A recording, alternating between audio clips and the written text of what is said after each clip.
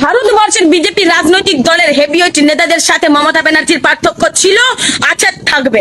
একদম মমতা ব্যানার্জির সঙ্গে বিজেপি নেতার পার্থক্য ছিল, আছে, থাকবে। যেমন মমতা ব্যানার্জি মুখ্যমন্ত্রী থাকাকালীন বাংলাদেশি মুসলিমদের পশ্চিমবঙ্গে ঠাঁই দিয়েছে শুধু ভোট পাওয়ার আশায়।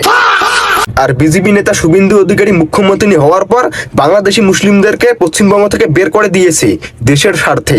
এটাই তো হলো পার্থক্য। আর ঠিক অষ্টমী গিরির সাথে বিজেপির সোশ্যাল মিডিয়ার কর্মীদের পার্থক্য ছিল, আছে, থাকবে। কারণ অষ্টমী গিরি কারোর মুখ দেখে ভিউ কামায় না। অষ্টমী গিরি মুখ দেখিয়ে ভিউ কামায় না, পদ দেখিয়ে ভিউ কামায়। আর কি বললি, সোশ্যাল মিডিয়ায় বিজেপি কর্মীদের মধ্যে আর তোর মধ্যে পার্থক্য আছে।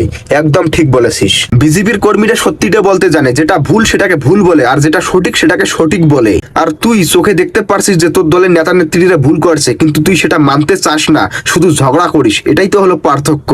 জয় শ্রীরাম। গেছিলাম হাওড়া, দেখে আসলাম লেওড়া। রাতে খেয়েছিলাম ভেন্ডি, আর আজকে যাকে রোস্ট করছি সে হচ্ছে একটা রে। কবি বলেছেন। আচ্ছা, কবি তাহলে কি বলেছেন? পুরুষ তুমি কার? পুরুষ বলেছেন। তুই আগে আমাকে একটা কথা বল, তোর বাবা তো একটা পুরুষ, তাহলে তোর বাবা কি বলেছেন? যখন যাকে অনলাইন পাই তখন আমি তার। আচ্ছা, তাহলে তোর বাবা এইরকম করে বলেছে, তার জন্যই তুই এইরকম হয়েছিস রে। ঠিক আছে।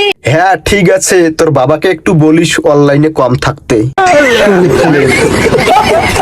আমাকে সবাই ইনবক্সে জিজ্ঞেস করেছো যে তুমি সিঁদুর কেন পড়ো। দেখো একটা কথা বলছি, আমার ইচ্ছা হয়েছে আমি সিঁদুর পরেছি। তোমাদের বাবার তো খাই না যে তোমাদের জ্ঞান শুনবো। দেখ, তোকে একটা আমি কথা বলি, সিঁদুরটা শুধু একটা রং না, সিঁদুরটা হলো সকল নারীর গর্ব। তাই সেটাকে নিয়ে ছেলে খেলা করাটা ভালো লাগে না। আর তুই যদি বলিস যে আমার ইচ্ছে হয়েছে আমি সিঁদুর পরবো, তোমাদের তো বাবার খাই না, তাহলে শোন, পরের ভিডিওতে আমিও তোকে খিস্তি মারবো, কারণ আমার ইচ্ছে হয়েছে। তাতে যদি তোকে খারাপ লাগে আমার কিচ্ছু করার নেই, কারণ আমি তোর বাবার খাই না। কথা কি ক্লিয়ার না ভেজাল আছে?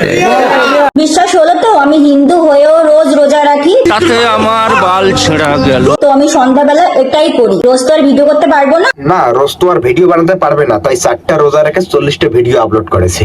আর মুসলিম ভাইদের বলছি, এর এইরকম ভিডিও দেখে একে সাপোর্ট করো না। এ তোমাদের ধর্ম নিয়ে ব্যবসা করতেছে। আর বিশ্বাস না হলে এর আগের ভিডিও দেখো, এ আগে বাথরুমে গিয়ে হাগার ভিডিও বানাতো। বুঝতে পারছি না বাড়া, আর কত হাগবো বাড়া। দেখলে এর হাগার ভিডিওতে যখন ভিউজ আসেনি তখন তোমাদের ধর্ম নিয়ে ব্যবসা করে তোমাদেরকে টুপি পরাচ্ছে। তো বন্ধুরা, এইটা হচ্ছে আমার মেকআপ ফেস। কেমন লাগছে আমাকে এই ভিডিওটাই বলবে। একদম পুরো বুনো শুয়োরের হলের মতো লাগতেছে। হ্যালো বন্ধুরা, কালকে শীতের চরণে রোস্ট করতে পারিনি, আর আজকে রোদের চরণে রোস্ট করতে পারছি না। আর আজকের পর থেকে তুই আমার চুদনে রোস্ট করতে পারবি না। আমি ছোট্টবেলা থেকে মুসলিমদের এই রোজাটাকে মন থেকে সম্মান করি, তাতে আমার বাল ছেঁড়া গেল। কারণ ওরা রোজার সময় মদ গাঁজা বিড়ি সিগারেট কিচ্ছু খায় না।